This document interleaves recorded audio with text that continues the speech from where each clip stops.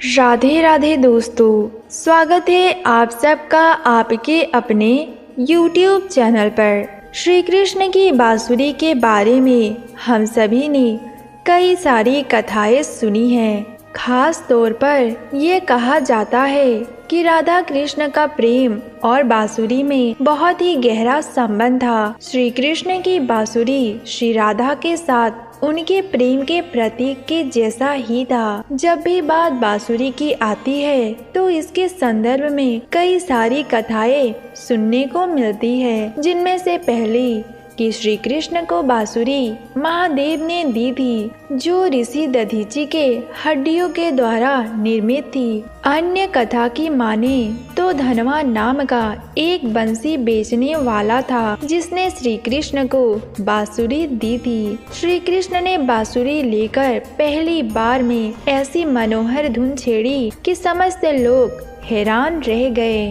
श्री कृष्ण की बांसुरी के धुन पर वर्षाने वृंदावन की सभी गोपियां नाचती थी। श्री राधा भी बेसुध हो जाती थी।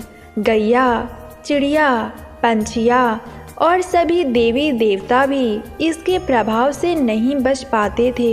कहा जाता है, जब श्री कृष्ण गोपियों, वर्षाने वृंदावन और अपनी प्राण श्री राधा को छोड़कर जा रहे थे, उस वक्त वृंदावन में महारास हुआ था। महारास में श्री कृष्ण ने ऐसी बांसुरी बजाई कि समस्त गोपियां बेसुध हो गई।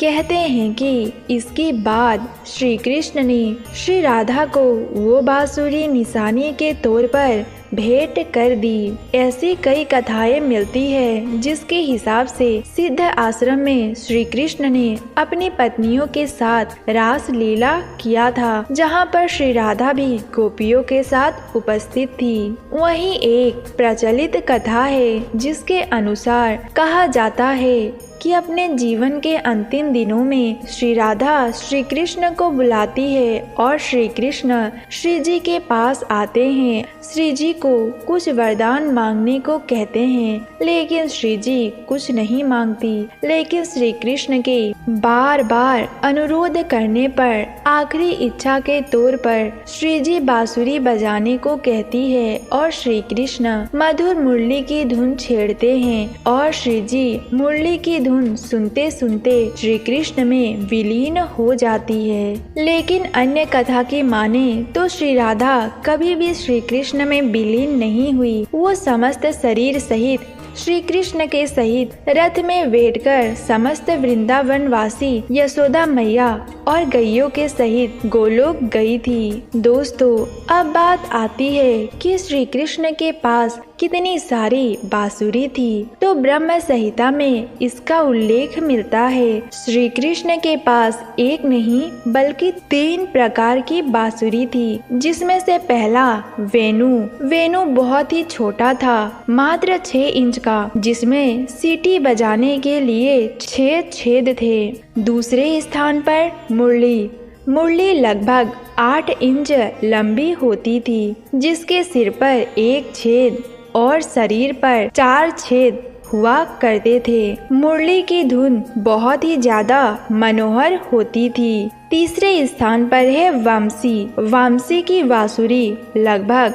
15 इंच लंबी थी, जिसके शरीर पर 9 छेद होते थे। श्री कृष्ण को विशिष्ट रूप से वेणुगोपाल, बंसीलाल, बंसीधर, मुरली वाला, बंसीधर आदि नामों से जाना जाता है, जिससे एक बात तो साफ है कि श्री कृष्ण और बांसुरी का बहुत ही घनिष्ठ संबंध था। ये थी श्री कृष्ण के बांसुरी से जुड़ी दिव्य और रोचक तथ्य। यदि आपको ये जानकारी अच्छी लगी हो तो वीडियो को लाइक, शेयर और आपके अपने YouTube चैनल को सब्सक्राइब अवश्य करें। मिलते हैं अगले वीडियो में, तब तक के लिए हरे कृष्णा।